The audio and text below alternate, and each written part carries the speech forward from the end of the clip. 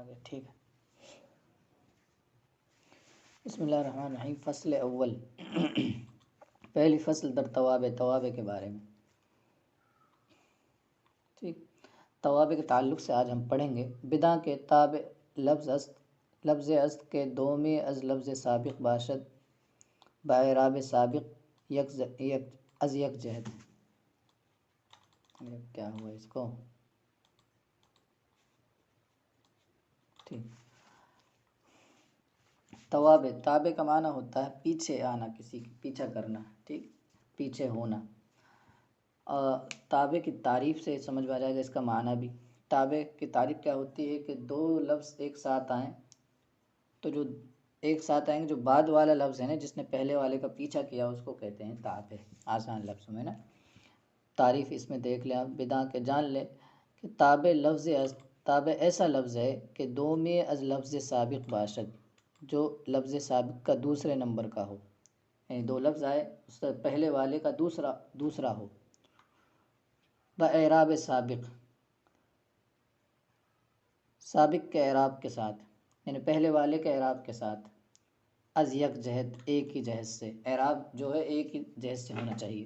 مطلب کیا ہے کہ دو اسم آئیں گے، پہلے کو جن میں مطبوع کہتے ہیں اور دوسرے کو کہتے ہیں تابع۔ مطبوع پہلے والے کو اور سیکنڈ والے کو تابع کہتے ہیں، اور ان دونوں میں کیا ہے، اعراب ایک ہی ہوگا دونوں کا، با اعراب سابق، یعنی دونوں کا اعراب ایک ہی ہو۔ اور یہ بتا دیا اعراب ایک ہی جہت سے ہونا چاہیے دونوں کا، یعنی دو اسم آئے، دونوں کا اعراب ایک ہو اور ایک ہی جہت سے اعراب ہو، تو جو دوسرا والا ہوگا اس کو کہیں گے تابع، پہلے والے کو مطبوع کہتے ہیں۔ ایک جہت سے ہونے کا مطلب یہ ہے، مثال کے طور پر آگے مثال جیسے اس میں جاءنی رجل عالم، یہ مثال نیچے دیکھ لیں، جاءنی رجل عالم، دیکھو پہلا آیا رجل، یہ مطبوع، عالم تابع، جو رجل کا اعراب ہے وہی اس کا عالم کا اعراب ہے، اور یہ دونوں ایک ہی جہت سے ہے۔ یعنی رجل پر جو رفع آیا ہے کیوں آیا ہے؟ فاعل ہونے کی وجہ سے، فاعلیت کی وجہ سے، اور عالم پہ بھی رفع فاعلیت ہی کی وجہ سے آیا ہے۔ ٹھیک، تو اس میں بہت کچھ چیزیں ایسی نکال دی کہ جن میں اعراب تو ایک جیسا ہوگا لیکن وجہ ایک نہیں ہوگی، جہت ایک نہیں ہوگی۔ مثال کے طور پر مبتدا اور خبر کا اعراب ایک ہوتا ہے لیکن وجہ بدل جاتی ہے، سمجھ گئے؟ جیسے الرجل عالم، مبتدا و خبر، الرجل مرفوع، عالم بھی مرفوع، لیکن ایک مبتدا ایک خبر ہے، جہت بدل گئی، دونوں کا اعراب الگ ہے، ایک کا مبتدا ہونے کی وجہ سے ہے، دوسرے کا خبر ہونے کی وجہ سے۔ اسی طرح جو مفعول ہوتے ہیں، دو مفعول جو چاہتے ہیں، ٹھیک، ان میں بھی اعراب جو الگ الگ ہوتے ہیں، ایک کے اعراب ہوتے ہیں لیکن جہت الگ ہوتی ہے ان میں بھی، ٹھیک ہے، حاشیے میں دے رکھی ہیں چیز بھی اس میں۔ جیسے اعطیت درہم، اعطیت زیدن درہمن، ٹھیک، زیدن بھی منصوب، درہمن بھی منصوب، لیکن زیدن جو مفعول منصوب ہے وہ مفعول اول ہونے کی وجہ سے، درہمن جو ہے منصوب مفعول ثانی ہونے کی وجہ سے، ٹھیک۔ تو یہ بات ہے، ایک جہت سے ہونے کا مطلب ہے نا کہ جو اعراب فاعلیت کی وجہ سے جیسے یہاں آیا، تو عالم پر بھی جو رفع ہے وہ بھی فاعلیت کی وجہ سے ہی ہے، وجہ دوسری نہیں ہے۔ تو دوبارہ تعریف دیکھ لیں کہ تابع وہ لفظ ہے کہ دو میں از لفظ سے سابق باشد، کے جو لفظ سابق کا دوسرے نمبر کا ہو، با اعراب سابق، اعراب سابق کے ساتھ، یعنی پچھلے والے کے اعراب کے ساتھ ہی، اور وہ اعراب ایک ہی جہت سے ہو۔ وہ لفظ سابق را مطبوع گویند، اور پہلے والے کو مطبوع کہتے ہیں، لفظ سابق یعنی پہلے والے لفظ کو مطبوع کہتے ہیں اور دوسرے والے کو تابع کہتے ہیں، اس سے اپنے آپ ہی نکل گیا، ٹھیک۔ وہ حکم تابع کا حکم کیا ہے ابھی بتا ہی دیا کہ تابع کا وہی حکم ہوگا جو مطبوع کا ہے، اعراب کے اعتبار سے، یعنی جو مطبوع کا اعراب ہے وہی تابع کا اعراب ہوگا، دونوں کا اعراب ایک ہی ہوگا، یہی اس کا حکم۔ وہ حکم تابع آنست کے ہمیشہ در اعراب موافق مطبوع باشد، اور تابع کا حکم یہ ہے کہ ہمیشہ اعراب میں مطبوع کے موافق ہوگا۔ وہ تابع پنج نوع است، اور تابع 5 طرح کے ہیں، 5 قسمیں ہیں تابع کی۔ پہلا آج ہم پڑھیں گے، اول صفت، پہلا ہے صفت، موصوف صفت، آپ نے وہ سنا ہوگا، موصوف صفت، ٹھیک، جملہ ناقصہ میں سے آتا ہے، جس میں ایک اسم کی دوسرا اسم صفت بیان کرتا ہے، اس کے بارے میں بتاتا ہے، اچھا ہے برا وغیرہ وغیرہ۔ تو پہلا ہے صفت، یعنی جو موصوف کا اعراب ہوگا وہی صفت کا اعراب ہوگا، ٹھیک۔ اب صفت دو قسم پر ہے، اس میں بتا رہے ہیں۔ پہلی صفت کو کہتے ہیں صفت بحالہ، یعنی صفت بحالہ کا مطلب صفت بحال موصوف، یوں کہہ لو، حالہ کا ضمیر کو ہٹا کر اس کی جگہ موصوف لے آؤ۔ صفت بحال موصوف یعنی موصوف کی صفت، موصوف کے بارے میں کچھ بتائیں گے،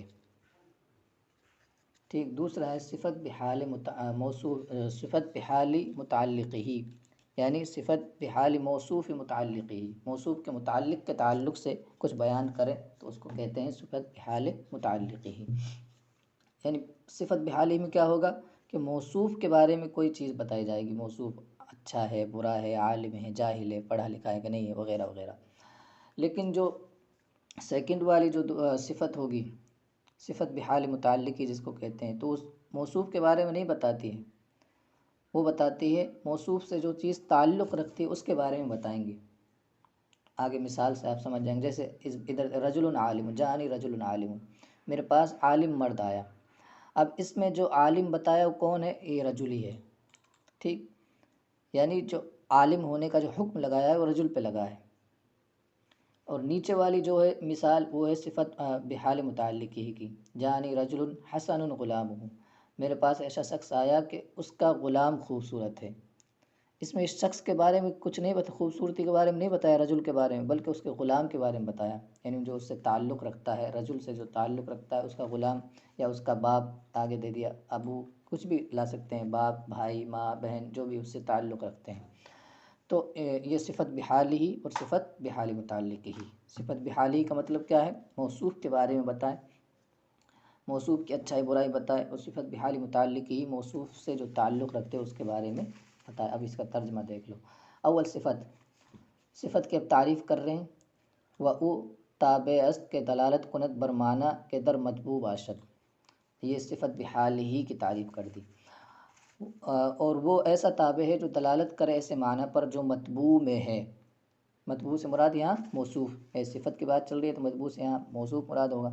تو صفت ایسا تابع ہے جو دلالت کرے، یعنی اس معنی کو بتائے جو مطبوع کے اندر موجود ہے، دلالت کریں اس معنی کو بتائے جو مطبوع کے اندر موجود ہے، مطبوع کے اندر معنی کو بتائے۔ چوں جاءنی رجل عالم، جیسے جاءنی رجل عالم، میرے پاس وہ شخص آیا جو عالم ہے۔ اب دیکھو رجل عالم یہ موصوف صفت ہے اور دونوں کا اعراب ایک ہی ہے، فاعل بن جائے گا موصوف صفت سے مل کر۔ یا بر معنی کے در متعلق مطبوع باشد، پہلا تو وہ ہو گیا کہ ایسے معنی پر دلالت کرے جو مطبوع میں ہے، یا ایسے معنی پر دلالت کرے در متعلق مطبوع باشد، جو مطبوع کے متعلق میں ہو، مطبوع میں ہو وہ تو اوپر ہو گیا، جو مطبوع کے متعلق میں ہو، جیسے جاءنی رجل حسن غلامہ یا ابوہ مثلا، جیسے جاءنی رجل حسن، میرے پاس ایسا شخص آیا کہ اس کا غلام خوبصورت ہے، یا اس کا باپ خوبصورت ہے، یا اخوہ، کچھ بھی لیا، امہ، وغیرہ وغیرہ، ٹھیک ہے۔ تو رجل اس میں ہو جائے گا موصوف لفظاً، تو اس کی یہ صفت ہوگی رجل کی، حسن یہ لفظاً صفت ہوگی، لیکن معنی کے اعتبار سے یہ غلامہ کے بارے میں بتائے گا۔ جیسے رجل الموصوف، حسن صفت مشبہ، غلامہ مضاف مضاف الیہ سے مل کر صفت مشبہ کے لیے فاعل، ٹھیک۔ تو صفت مشبہ اپنے فاعل سے مل کر شبہ جملہ اسمیہ ہو کر اس کے لیے رجل کے لیے ہو جائے گی صفت، موصوف صفت مل کر اس کا فاعل بن جائے گا۔ اسی طرح ترکیب ہے اس کی۔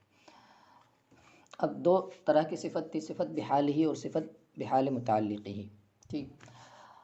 اب صفت بحال ہی کے بارے میں پہلے بتا رہے ہیں کہ موصوف اور صفت کے اندر جو کامن چیزیں ہوں گی وہ 10 ہوں گی، اور ایک وقت میں 4 چیزیں پائی جائیں گی، یعنی موصوف اور صفت میں جو موافقت ہوگی 10 چیزوں میں موافقت ہوگی، لیکن 10 چیزوں میں سے ایک وقت میں 4 چیزیں پائی جائیں گی، ہے نا۔ اور 10 چیزیں کیا ہیں؟ دیکھو، قسم اول در 10 چیز موافق مطبوع باشد، پہلی قسم یعنی صفت بحال ہی، صفت کی جو پہلی قسم ہے 10 چیزوں میں مطبوع کے موافق ہوگی، یعنی مطبوع میں اور تابع میں یہ 10 چیزیں کامن پائی جائیں گی۔ موافق کا مطلب ہے مطبوع باشد۔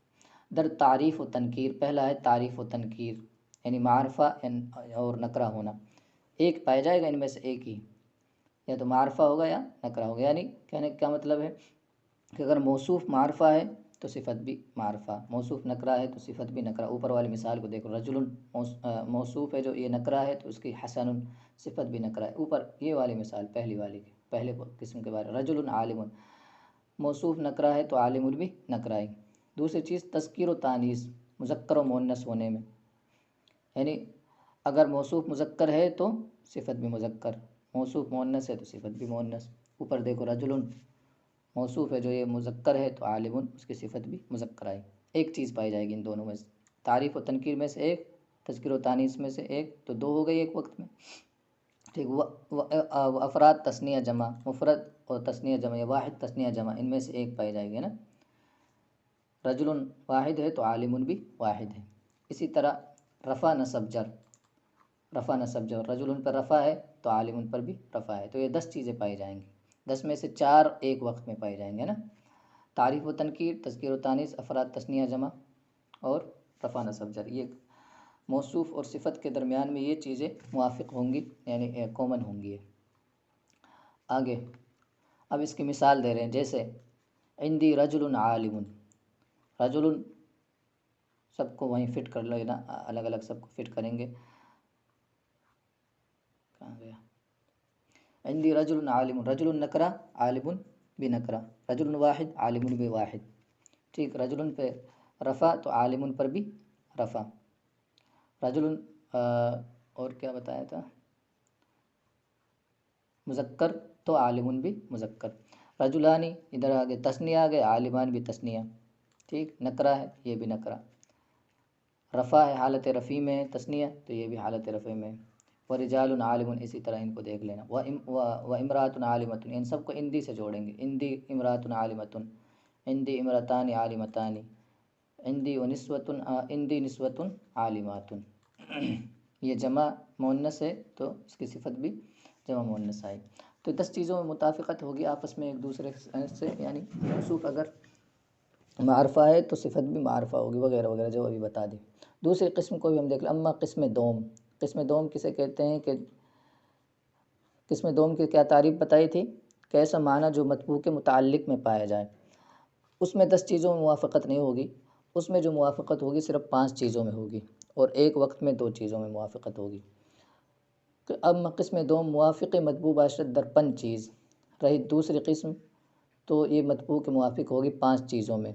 5 چیزوں میں سے پہلی ہے تعریف و تنکیر، یعنی موصوف اگر معرفہ ہے تو صفت بھی معرفہ، موصوف نکرہ ہے تو صفت بھی نکرہ، اور رفع نصب جر۔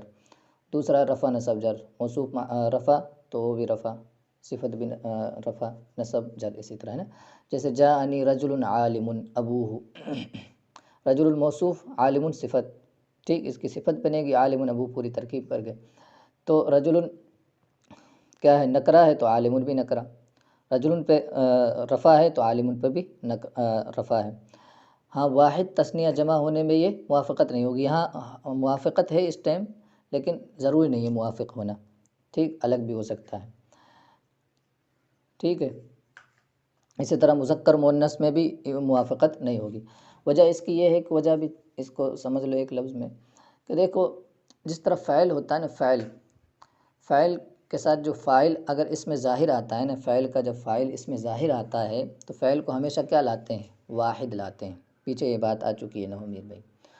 فعل کا جب فاعل اس میں ظاہر ہو تو فعل کو واحد لاتے ہیں، چاہے اس کا فاعل تثنیہ ہو چاہے جمع ہو۔ مثال کے طور پر نصر رجل، اسی طرح نصر رجلان، نصر رجال، دیکھو تینوں جگہ نصر ہی رہا۔ اسی طرح نصرت عالمۃ، یعنی مؤنث کے لیے مؤنث، یعنی فاعل مؤنث ہوگا تو صیغہ مؤنث ہوگا لیکن واحد کا ہوگا، نصرت عالمۃ، یا نصرت ہند، نصرت ہندانی اور نصرت ہندات وغیرہ ہیں، سب جگہ واحد ہی رہا۔ اسی طرح یہ صفت کے جو صیغے ہوتے ہیں، اس میں فاعل، صفت مشبہ، اس میں مفعول، ٹھیک ہے، ان کے بھی جو صیغے ہوتے ہیں نا، ان کا بھی جب فاعل اس میں ظاہر ہوتا ہے نا تو یہ بھی واحد ہی آتے ہیں، سمجھ گئے آپ؟ تو اس لیے اس میں تبدیلی ہو سکتی ہے۔ مثال کے طور پر یہاں تو ابھی اس کا جو اس سے جو تعلق رکھ رہا ہے عالم ابو، یہ آگے واحد ہی ہے، لیکن اگر اس کو جمع بھی لائیں، سمجھ گئے آپ، اس کا فاعل اگر جمع آ جائے یا تثنیہ آ جائے تب بھی عالمون ہی رہے گا، اس میں تبدیلی نہیں ہوگی، ٹھیک ہے، اس لیے موافقت ہونا اس میں ضرور نہیں ہے۔ جیسے جاءنی رجل عالم ابوہ کے بجائے جاءنی رجال عالم ابوہم، یہ جب بھی اسی طرح سے رہے گا، یا جاءنی رجلان عالم ابوہما، تب بھی یہ اسی طرح سے رہے گا، اس میں کوئی تبدیلی نہیں آئے گی، کیونکہ اس کا جو فاعل آ رہا ہے نا آگے وہ آ رہا ہے اس میں ظاہر، اور اس میں ظاہر جب فاعل ہوتا ہے تو یہ صیغے واحد ہی آتے ہیں۔ اسی طرح مؤنث اور مذکر میں بھی نہیں ہوگی، وہ بھی فاعل کی وجہ سے، اگر فاعل آگے مؤنث آ گیا تو یہ بدل جائے گا یہ صیغہ۔ مثال کے طور پر جاءنی رجل عالمۃ امہ کر لو، عالمۃ امہ، دیکھو بدل گیا، وہ صیغہ بدل جائے گا، ٹھیک۔ تو بہرحال آسان بات یہ ہے کہ جو صفت بحال متعلقی ہوتے ہیں وہ اپنے موافق مطبوع کے جو موافق ہوگی وہ 5 چیزوں میں ہوگی، ٹھیک، تعریف و تنکیر، معرفہ و نکرہ ہونے میں، رفع و نصب، جر ہونے میں، اور 5 میں نہیں ہوگی، اس کی میں نے آپ کو وجہ بتا دیا، اگر سمجھ میں آئے ٹھیک، نہیں تو ابھی یہ شروعات کی کتاب ہے۔ بداں کے نکرہ را جملہ خبریہ صفت تواں کرد، ایک اہم بات بتا رہے ہیں کہ نکرہ جو ہوتا ہے نا، نکرہ اس کی صفت جملہ بھی آ سکتی ہے، ٹھیک، کیوں؟ ابھی بتایا کہ موصوف اور صفت میں مطابقت ہونا ضروری، موافقت ہونا ضروری ہے، اور نکرہ جو ہوتا ہے نا، جو جملہ ہوتا ہے نا وہ نکرہ کے حکم میں ہوتا ہے، اس لیے جملے کو اس کی صفت بنایا جا سکتا ہے، نکرے کی صفت بنایا جا سکتا ہے جملے کو، یعنی جملہ فعلیہ ہو چاہے جملہ اسمیہ ہو، جملہ چاہے کیسا بھی ہو، ٹھیک۔ تو وہی اس میں بتا رہے ہیں، بدا کہ نکرہ را بجملہ خبریہ صفت تواں کر، جان لو کہ نکرے کو جملہ خبریہ کی صفت تواں کر صفت بنا سکتے ہیں، صفت لا سکتے ہیں، ٹھیک ہے، جملے کو نکرے کو جملہ خبریہ کی صفت بنا سکتے ہیں، نہیں غلط ہوگا، نکرہ موصوف ہوگا، نکرہ را بجملہ خبریہ صفت تواں کر، نکرے کو جملہ خبریہ کے ساتھ متصف کر سکتے ہیں، یعنی موصوف کر سکتے ہیں، نکرہ موصوف ہوگا اور جملہ جو ہوگا وہ صفت ہوگا، یہ صحیح ہے نا۔ نکرہ را بجملہ خبریہ صفت تواں کر، نکرے کو جملہ خبریہ کے ساتھ موصوف کر سکتے ہیں، موصوف بنا سکتے ہیں، یہ کہہ لو، یعنی نکرہ موصوف ہوگا اور جملہ صفت ہوگا، جیسے جاءنی رجل ابوہ عالم، میرے پاس ایسا شخص آیا کہ اس کا باپ عالم ہے، دیکھو رجل موصوف ہے اور ابوہ مضاف الیہ مل کر مبتدا عالم خبر ہو جائے گا اس کے لیے، تو مبتدا خبر مل کر دونوں نکرے کے لیے، اس کے رجل کے لیے، موصوف کے لیے صفت بن جائیں گے۔ اسی طرح جملہ فعلیہ بھی لا سکتے ہیں، کوئی جملہ فعلیہ ہے نا۔ اب ایک اور بات بتا رہے ہیں، وہ در جملہ، اور جب یہ جملہ صفت ہوگا نا، نکرے کی جب صفت جملے کو لائیں گے تو اس کے اندر ایک ضمیر لائیں گے جو نکرے کی طرف لوٹے گی، یعنی اس صفت کی طرف لوٹے گی، جیسے ابوہ میں ہا ضمیر یہ آ گئی، یہ کدھر لوٹ رہی ہے؟ یہ نکرے کی طرف لوٹ رہی ہے، رجل کی طرف لوٹ رہی ہے، ٹھیک۔ وہی آگے بتا رہے ہیں، وہ در جملہ ضمیر عائد بنکرہ لازم باشد، کہ جملے میں ایک ضمیر عائد کا ہونا ضروری ہے جو نکرے کے لیے لازم ہوگی، یعنی نکرے کی طرف وہ لوٹے گی، جملے میں ایک ضمیر عائد کا ہونا ضروری ہے جو نکرے کے لیے ضروری ہوگی یا اس کی طرف لوٹے گی، ٹھیک ہے، یہ اس کا مفہوم ہے۔ یہاں تک ہو گئے 2 چیزیں، صفت بحال ہی اور صفت بحال متعلقی ہم نے دونوں پڑھ لیے ہیں، انشاءاللہ تعالی آگے توابع کی بحث کو ہم آگے پڑھیں گے۔